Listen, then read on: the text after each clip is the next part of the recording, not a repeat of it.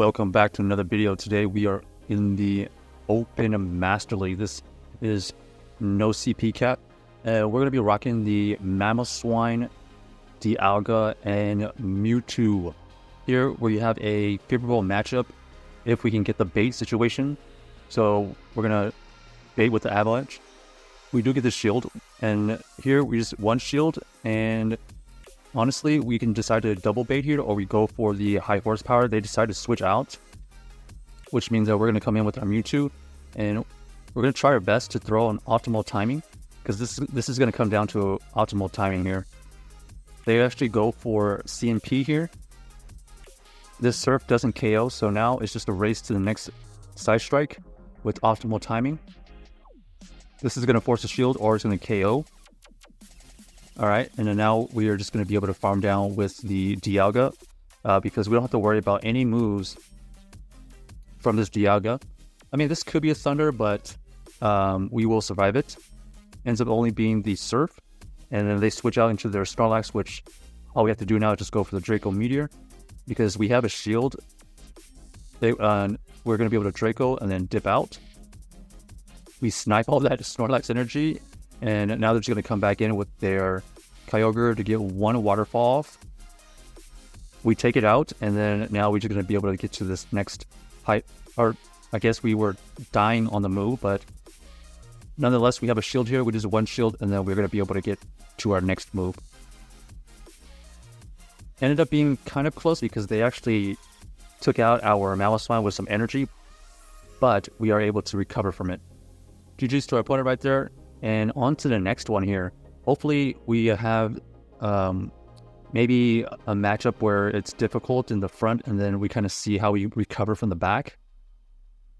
Because Mamoswine is just trying... Okay, so here we go. This matchup here is kind of bait dependent. Obviously, we want to stay in and try to get shields. So we're going to show this first one here.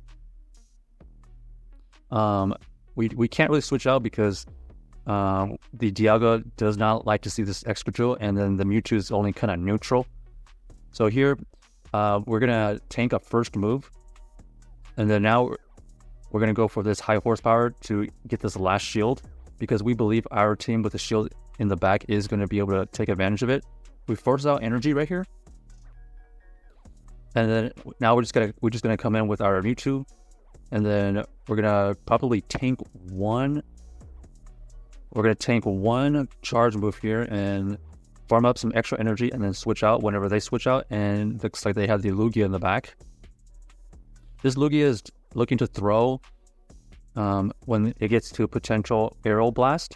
So we're going to throw this Draco here and force out probably an Aero Blast, because we can potentially farm down. So they get the attack boost, they're going to be able to take us out, and now our Mewtwo is going to be able to farm it down, which is perfect. Here, we are going to go up to 100 energy. We're going to throw the Side Strike. This is going to KO the X-Ring Drill, and then now we're just going to hope whatever's in the back we can take out with the Mewtwo, and indeed we are able to get to 2 Side Strike here. This is GG's because we have a shield. Even if they get to a move, we can shield it and get to our last move here. So Mewtwo with the shield, Dialga with the shield in the back is our game plan, and we worked it perfectly.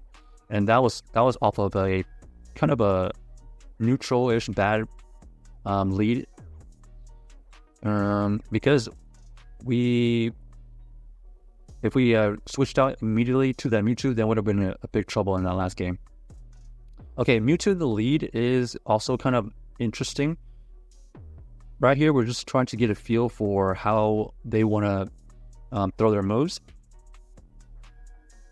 Right there, we decided to catch their second Side Strike, so that was inefficient energy by them. And then here, looks like they're staying in.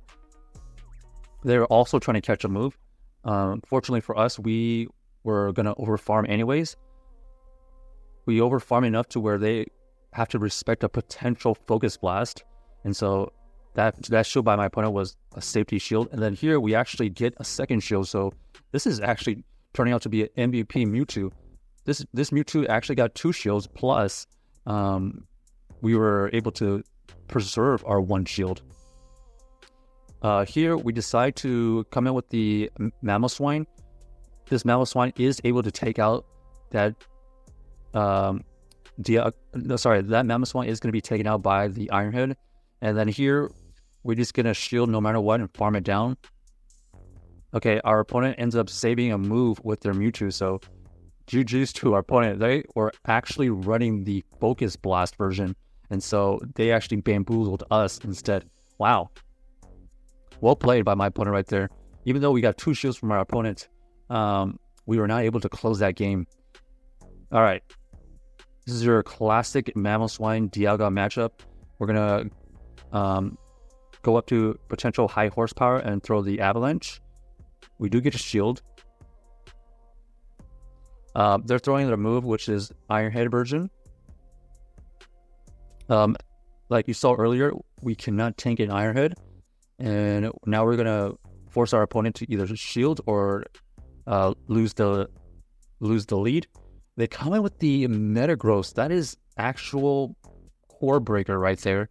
Here, we're going to have to tank 1 Meteor Mash.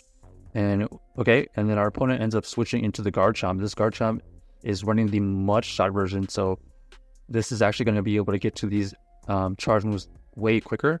Here, we try to throw this move right before they get to their next Outrage to make them either shield or get to another charge move. And at this point here, we're just trying to threaten KO. So we're gonna throw this Draco. If they don't shield, we have a potential to farm it down, and that is exactly what's happening here. They don't have enough time to get to 2 moves because we have our Mewtwo at pretty healthy. So GG's to our opponent right there. We just applied the full pressure. I think they ended up with 1 shield, right? So losing with 1 shield always feels bad, but this is the high risk reward. If anything, maybe they should have always shielded in that situation and went up to 2 Meteor Mashes. That might have been their play, but hindsight is 20/20. Here we go with another Dialga lead. This Dialga lead is usually beneficial for us as long as we can get a shield, because we actually want to play the long game.